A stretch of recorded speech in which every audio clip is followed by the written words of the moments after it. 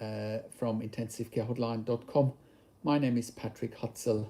I'm a critical care nurse, consultant and advocate for families in intensive care. And today's live stream is about real versus perceived end-of-life situations in intensive care. It's one of my favorite topics, and I will give you some real-world insights in a moment. But I just want to welcome you to the call. Welcome to the live stream. Type your questions into the chat pad as we go along. There may also be an opportunity for you to call into the show if you like. But first off, I want to quickly talk about what makes me qualified to talk about this topic. So I am a critical care nurse by background. I have worked in intensive care for over 20 years in 3 different countries. And as part of those over 20 years hands-on intensive care experience, I also worked as a nurse unit manager in intensive care for over 5 years. And I have also worked and still work with intensive care at home services, which is something that I'm very passionate about, something that I set up here in Melbourne, Australia. But we're also now in Sydney and in Brisbane. We want to go to the United States. We're not there yet. We also want to go to the UK. We're not there yet. So please bear with us, but you can also check out intensivecareathome.com for more information there. But so that is some of my background. I have been consulting and advocating for families in intensive care all around the world since 2013.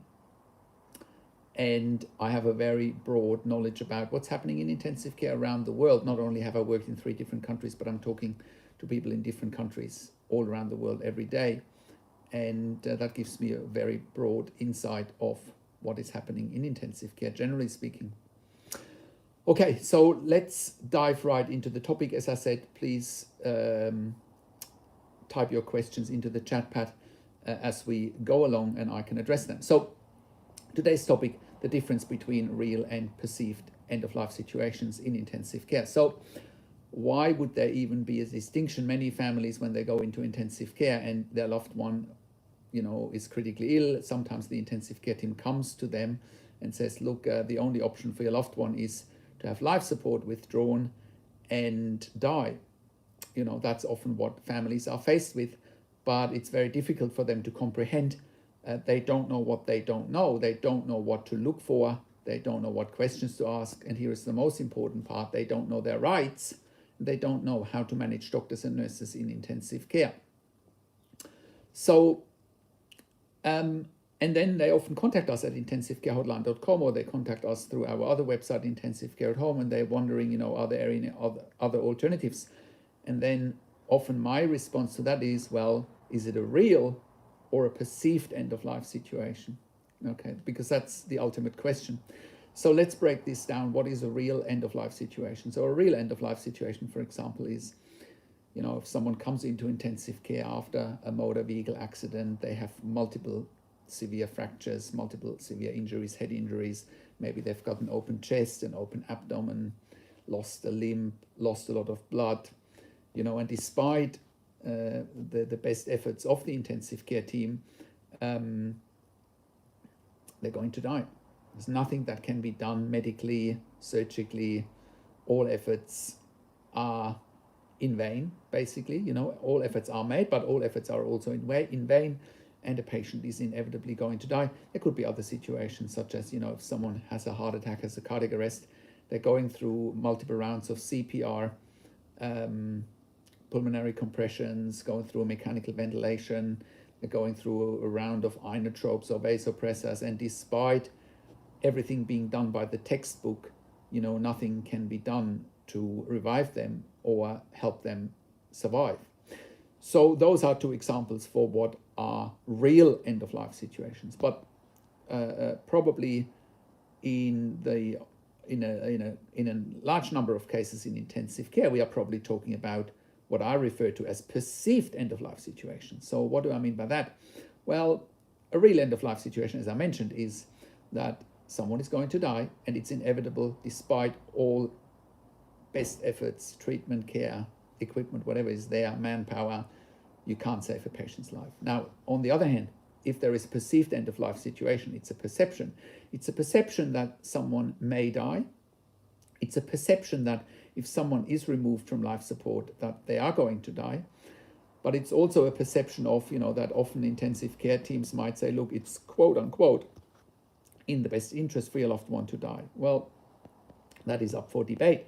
What is in the best interest for a patient? That is always up for debate and should not be decided just by one person. So to illustrate that with some examples, a few weeks ago, I had a phone call from a very distressed family in Los Angeles, in the United States, in California, and they're basically ringing me up like, 2 p.m. my time, saying, look, the intensive, they said, our father is in intensive care, 77, he just had a stroke, he's been going into intensive care, 3 days ago, he's not doing well, he's on a ventilator in an induced coma, and the intensive care team says that tomorrow by 3 o'clock we're going to withdraw life support and he's going to die because it's quote unquote in his best interest. So, they were pretty desperate and they said, what can we do? And I said, okay, well, the ICU team can't just withdraw life support against your wishes, can't just withdraw life support without your consent, more importantly, and which is also why it's important that you or your family have an advanced care plan to document, what you want in a situation like that. Cutting the long story short, I, said to the family, okay, let's get on the phone with the intensive care team and, find out what's exactly happening. We got on the phone with one of the doctors and, lo and behold, they were saying what they told the family, that, there's no chance of survival. We're only doing what's in, quote unquote, the best interest for this patient. And I said to them, okay, well, but you haven't asked for consent from the family. And I reminded them that they have an obligation to act according to policies, procedures, laws, and so forth. And every hospital has policies and procedures about end-of-life care. Every country, every state in a country has often their laws around how to manage end-of-life situations. And again, all comes down whether it's hospital policies or whether it's state laws. It has to be consented by a patient or by a family. In intensive care, it's often the family because the patient is not in a position to make those decisions, make those calls. But that's also why it's important that you have ideally an advanced care plan. And that's very confronting to fill in an advanced care plan because at the end of the day, you have to think in advance. What happens if you go into intensive care? If I go into intensive care one day, what do I want? Right? And that can be very confronting. I understand that.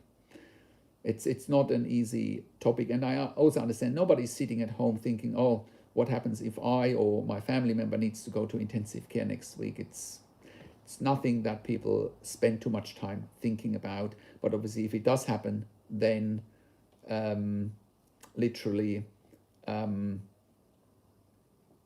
it's very confronting and decisions have to be made and you need to be well informed. Again, families in intensive care don't know what they don't know. They don't know what to look for. They don't know what questions to ask. They don't know their rights and they don't know how to manage doctors and nurses in intensive care. Coming back to our client, so obviously spoke to the intensive care team and I said, look, if you asked them about their plans and they said, oh yeah, look, we want to withdraw life support, and then we would start the patient on high doses of morphine and midazolam. Morphine is obviously a very strong painkiller and midazolam is a very strong sedative. Midazolam is also known as Versed for our viewers in the United States or in Canada.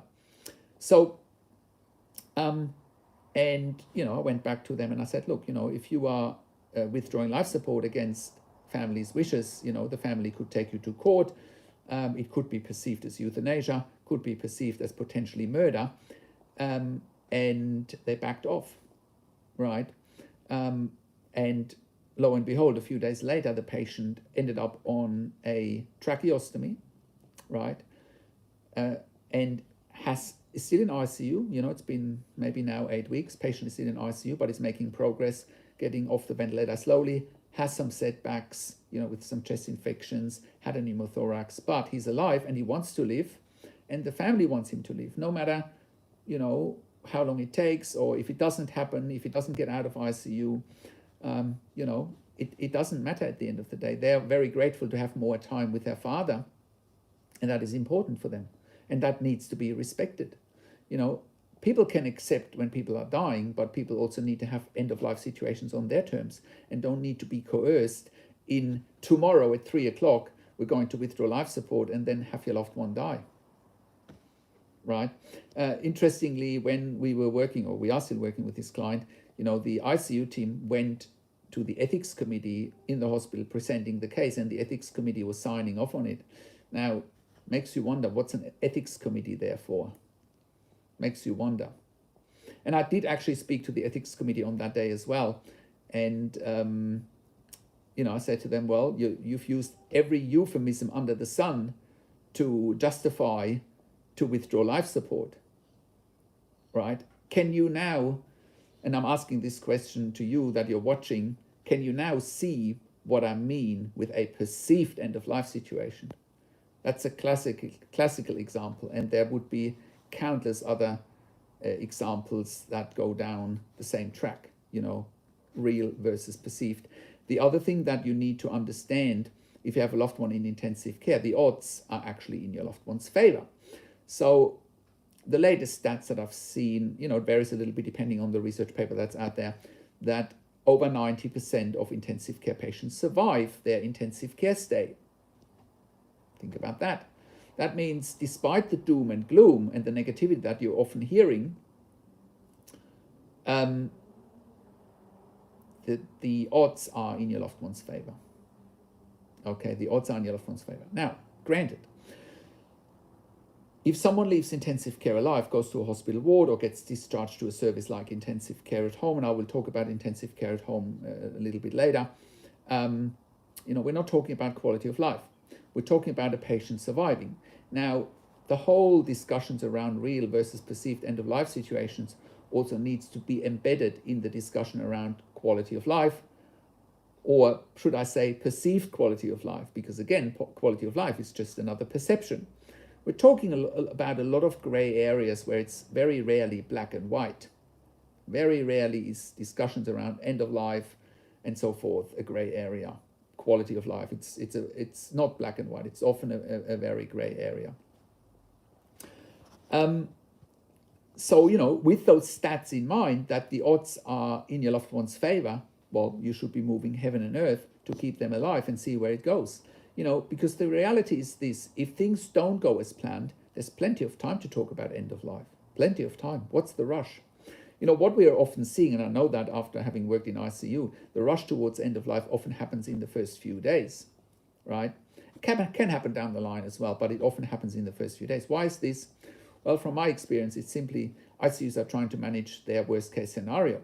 What's their worst case scenario? The worst case scenario is to look after a patient in intensive care indefinitely with an uncertain outcome. And many of the patients, when I talk about real versus perceived end-of-life situation, fit that criteria, right? ICU beds are in high demand. They were in high demand before COVID. Now the demand has gone absolutely through the roof. Absolutely through the roof. So, and now, you know, there's even more pressure on ICU beds, and you will need to even fight harder to keep your loved one alive and make sure they're getting best care and treatment, and that you're not getting coerced into an end-of-life situation that you probably deeply regret if you sign up for it. What do I mean by that? We have many families coming to us here at intensivecarehotline.com, and they say things like, oh my goodness, I had my mom in ICU last year, I had my dad in ICU, and what you're describing is exactly what happened. They asked us to stop life support. We didn't know any better. We stopped life support. They were probably, you know, heavily sedated after they removed life support. It could have been, you know, perceived as euthanasia. Could have potentially been even been perceived as something else, right? But at the end of the day, the loved one died, and they said, I didn't know I had any rights. I didn't know there were advocates out there. I had no idea. And, you know, I'm so sorry that my mom or my dad or whoever it is has passed away, and I can't turn back the tide. You know, this is the whole thing. Once someone has gone, they're gone. They're gone for good, right? how can you let go quickly? You know, there's plenty of time to talk about end of life. If treatment doesn't work, it doesn't work, okay? But at least you need to be aware of treatment options. You need to be aware of alternatives, and you need to be aware of your rights. So other subjects or other issues around, you know, what I refer to as perceived end-of-life situations are simply, you know, someone might be dying, but again, they may still have another 6 months to live, you know, and where do they want to spend that time? Do they want to spend that time in intensive care? You know, can they go home with intensive care at home, for example? You know, there's the multitude of factors you want to look at. I think another very important question here is, what are your spiritual beliefs? What are your religious beliefs? You know, are you a Buddhist? Are you a Christian? Are you a spiritual person? Are you an atheist? Doesn't matter what your beliefs are, but I believe your beliefs are very important to how a situation like this should unfold. You know, again, do you believe that everything should be done? Does your loved one believe that everything should be done according to their faith or their beliefs? It's a very important aspect in this discussion. Very important aspect in this discussion. So, but the bottom line is that, you know, you should be asking always the right questions. You know, the intensive care team also doesn't tell you about the mechanics when it comes to withdrawing life support, for example. You know, let's take another example. You're taking somebody off a ventilator, and there's no guarantee that people are going to die just because you take them off a ventilator. They might be able to breathe for a few days. They might be able to breathe for a few weeks. Who knows? I've seen all of those aspects. And that's where you need to ask about, okay, if they're so certain that if they remove life support, if they're so certain that when they remove life support that your loved one is going to die, what if they don't? Good question to ask. What happens if they don't die like they tell you that they will? What's waiting on the other end? Or if they don't die, will they help to, quote unquote, make people comfortable with midazolam, morphine, fentanyl, strong opiates, strong sedatives, so they do stop breathing, right? And that again could be perceived as euthanasia.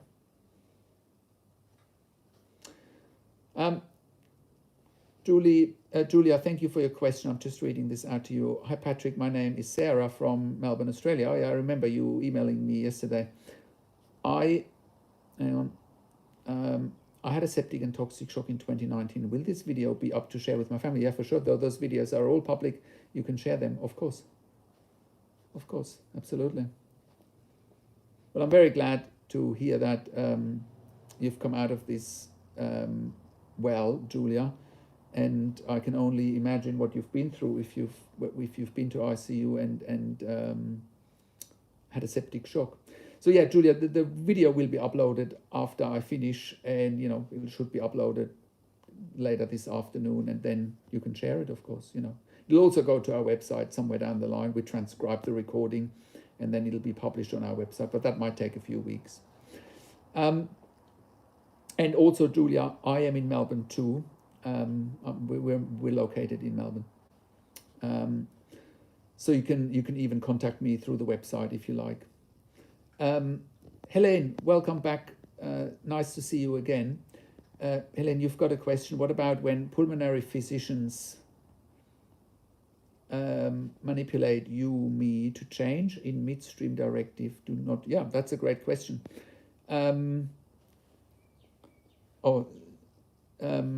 That's a great question, Helene. So, look, number one, you need to be aware of that manipulation might be happening. That's the first thing. You've got to keep your eyes open, like with anything, you know, you need to verify of what you've been told. And I know you're doing this, Helene. If there is a midstream change in directives to do not resuscitate, so what you need to do then is, if you don't agree with the do not resuscitate directive, you need to look at the hospital policy. Most of the time you can't just put in a DNR or an NFR without family or patient consent. So it comes back to you questioning, and it comes back to looking at policies, procedures. Comes back to looking at advanced care plans, for example. So those are all the things that need to be looked at. It always comes down to arming yourself with knowledge, arming yourself with the mechanics of intensive care, of the hospitals. And that's what it comes down to. Everything can be questioned, everything can be challenged. I don't know whether you were here in the beginning when I talked about the case study, where we've saved a life, and we've done this many times now, where we just, with our insights and knowing about patients' and families' rights, can save at least lives in the short term. I would never guarantee we can save a life in the long run, because sometimes people die. That's just going to happen. But what I will promise is to get the best outcome for you in whatever time is left. I hope that answers your question, Helene. Oh, Julia, you're not Julia, you are Sarah. Okay, I get it. I hear you. Helene, yeah, you might have been tricked. But simply, you need to forgive yourself there. That simply, you didn't know any better at the time. And I know you've been reading my blogs, and I know you've been watching the videos. You can't turn back the tide, unfortunately. And I know that's very painful. I get that.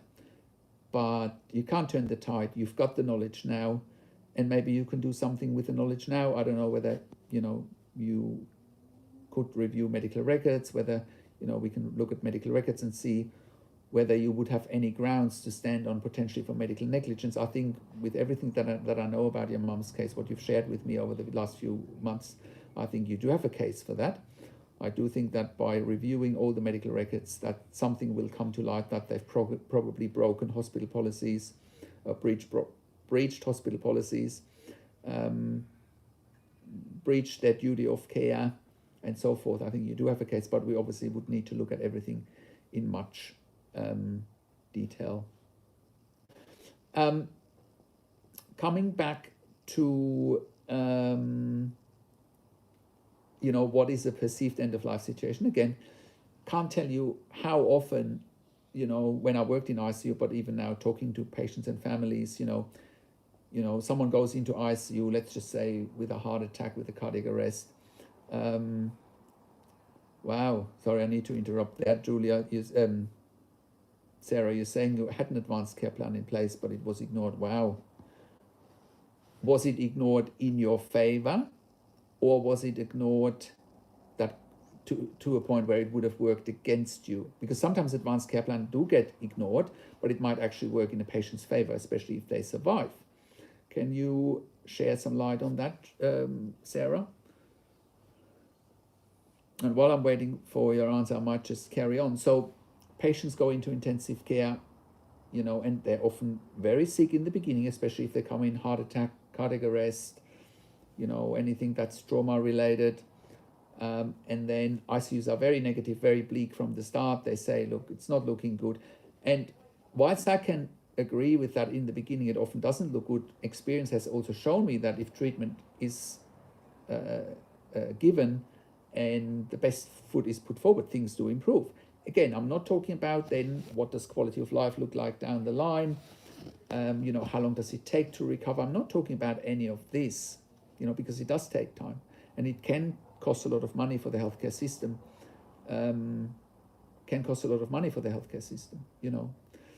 But that's besides the point. It's your loved one that you want to be looked after.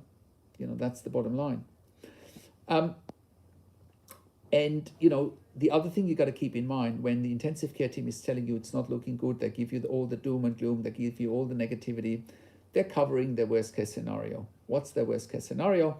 The worst case scenario is they will promise you, we do X, Y, and Z, and then your loved one will leave intensive care on Thursday alive.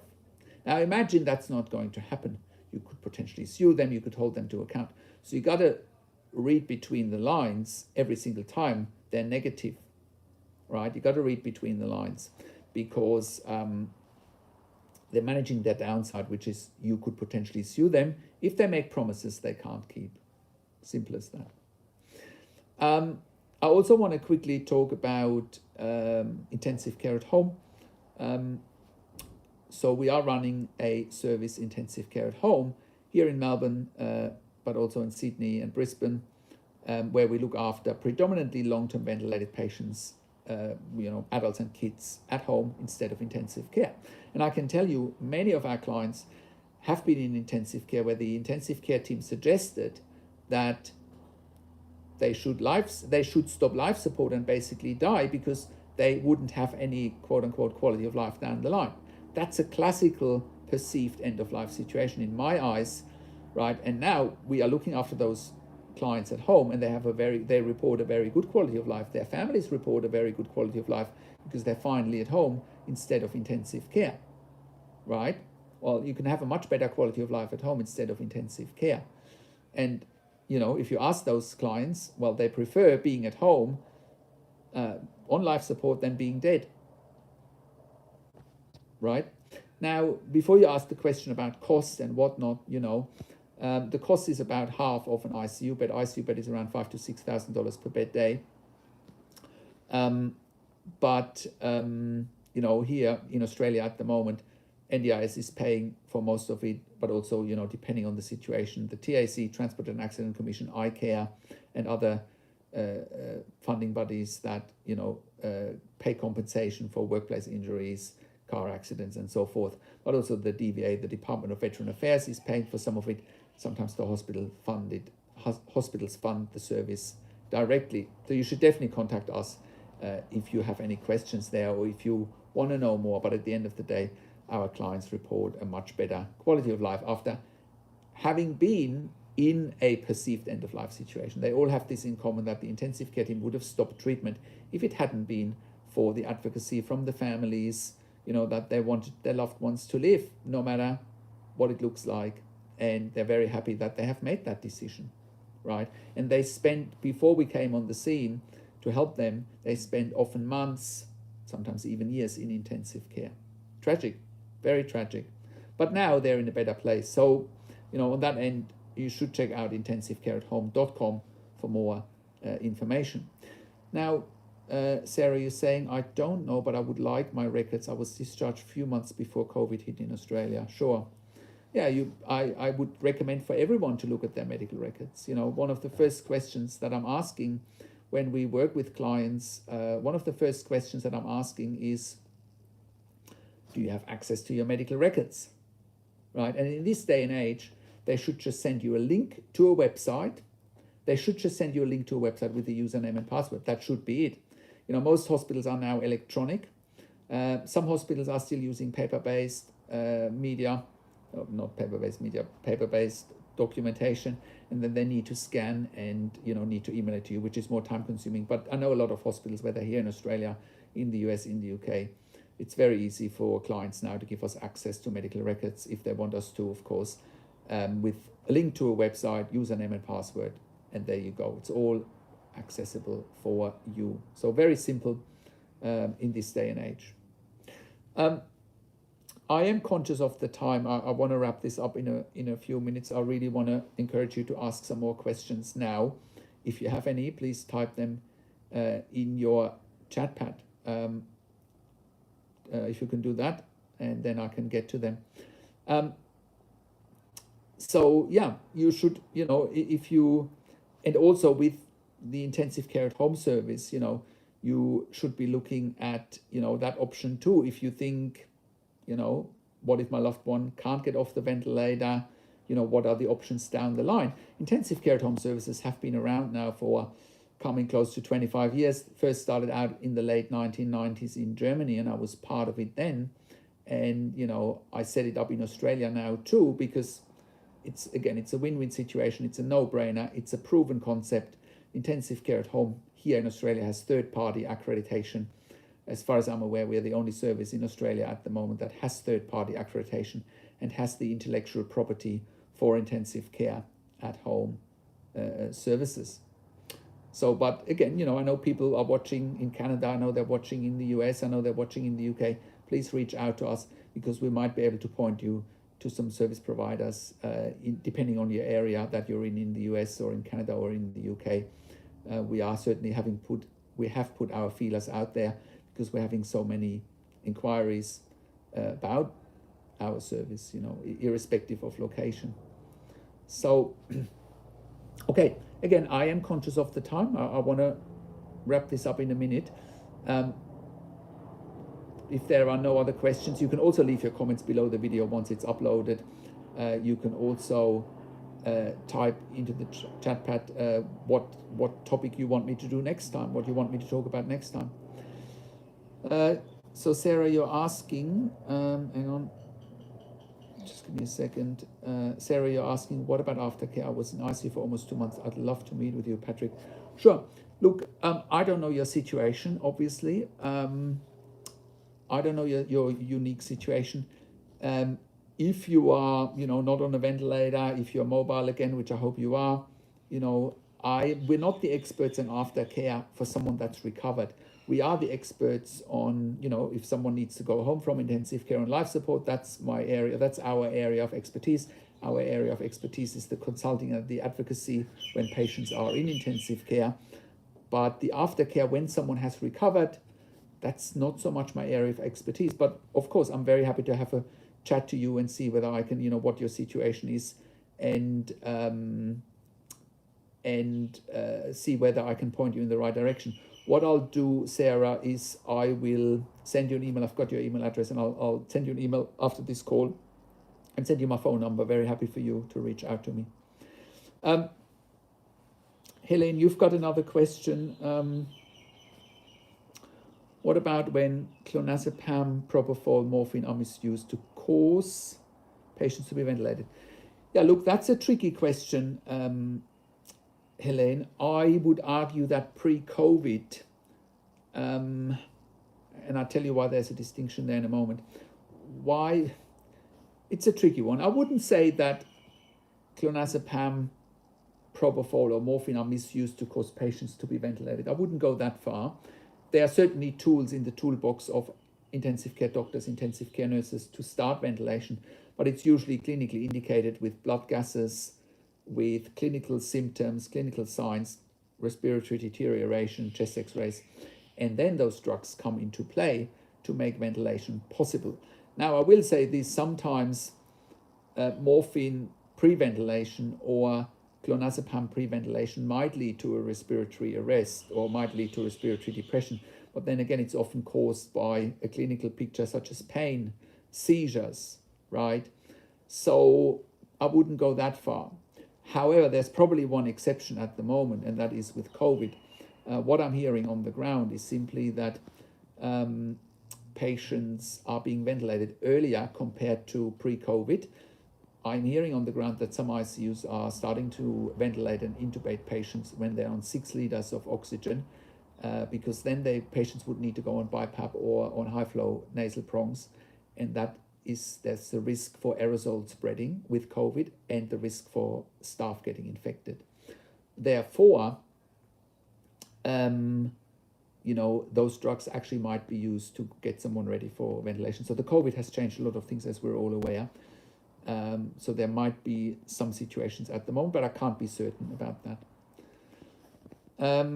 I hope that answers your question, Helene. So I want to wrap this up now. And Helene, you've got another question. Iatrogenics, injuries, septic shock, and hypoxia. Yeah. Again, Helen, I can't comment on what has been covered up by the hospital.